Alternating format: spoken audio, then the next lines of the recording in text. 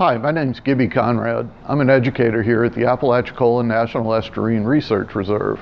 And today we're going to be looking at one part of our nature center, the Bay Discovery Room. The Bay Discovery Room is one of our most popular attractions here in the Nature Center. It's a hands-on room with biofacts and artifacts that you can pick up, look at, touch, and make a connection. Biofacts can be anything from preserved specimens, which we have a large number of preserved specimens in jars that are available for you to look at. It could be shells, it could be feathers from birds or bones from mammals and reptiles. All of those are considered biofacts. And then artifacts are things that were made by humans. So our pottery shards and effigies and tools are examples of artifacts that we have available in the room.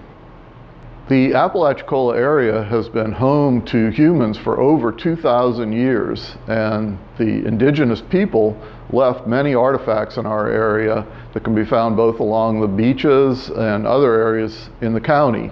One of the largest areas of human occupation in this part of Florida was the Pierce Mounds in what is now Apalachicola. Archaeologists have found many artifacts there and been able to date some of them back as much as 2,000 years. We have several artifacts that you can actually pick up and touch here in the Bay Discovery Room. And pot shards like this were once, as you can tell, a very large pot. This is just one part of the room. And one thing that I think is really cool with this particular pot shard is that the decoration around the rim was made by when the maker stuck probably her thumbnail into the rim of the pot to create this decoration. So it's something that you can pick up and make a connection with that human from many, many hundreds of years ago. The biggest attraction in the Bay Discovery Room, I would say, are our biofacts, and they range from corals and shells to skeletons, feathers, mounts, which are the taxidermied specimens that we have throughout the room. We have a large shell collection. A lot of people like to either bring their shells or pictures of their shells in and compare them to our shell collection, try to figure out the treasures that they have found on the beach. We also have fossils from ancient times. If you visited the Nature Center in the past, you might wonder what happened to Cuba, our resident corn snake. He's either a very popular or very unpopular part of people's visit to the Nature Center. This is where our corn snake used to reside, but he got a little too big for his enclosure, so he now has a new place that he's living right outside the door. We have some examples, 4 of the 6 venomous snakes that are found in Florida.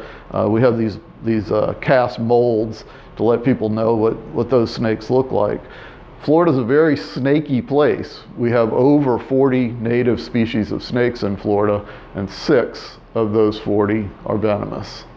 So this is where Cuba, our corn snake, is moved. He's right outside the door of the Bay Discovery Room, and I had to put him in a new enclosure because he was just getting so big. He had outgrown his previous smaller terrarium. Every time a snake grows, it sheds its skin, and this is one of his recent sheds, and you can really get an idea of just how long he's getting from his shed. When snakes are getting ready to shed, their skin gets a cloudy appearance, and instead of eyelids, the snake actually has scales over its eyes, and these scales also will start to loosen and become cloudy, and that's a really good way to tell if a snake is getting ready to shed. As you can see, he's a completely harmless snake.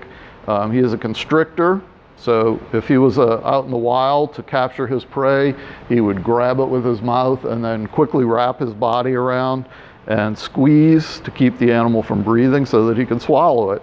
Snakes have to swallow whole, and trying to swallow a live animal would be very difficult. And venom in a venomous snake is actually for envenomating the prey. It immobilizes the prey, and in the case of the pit vipers, the venom actually starts the digestive process.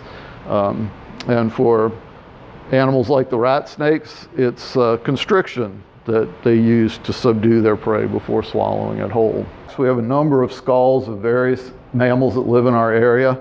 One that stands out is this large skull here.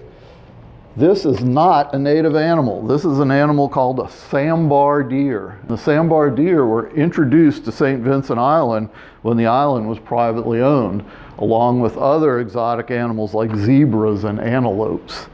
The sambar is a very large, almost elk-sized deer, and to give you some comparison, this is the sambar skull, and this is the white-tailed deer, which is a native animal.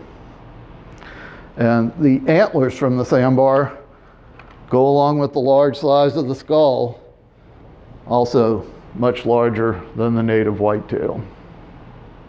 One of the largest biofacts, and one that gets a lot of attention, is this alligator skull. Now, this was a big alligator. And one way that you can tell the size of an alligator when all you see is its head is the inches between the eyes and the nostrils translates pretty closely to overall length and feet. So I've measured this skull, and it's 11 inches between his eyes and his nose.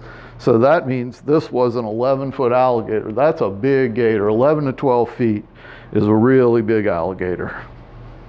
So next time you're in our area, check our website or give us a call to find out our days and hours of operation, and stop by and discover what's available in the Bay Discovery Room for yourself.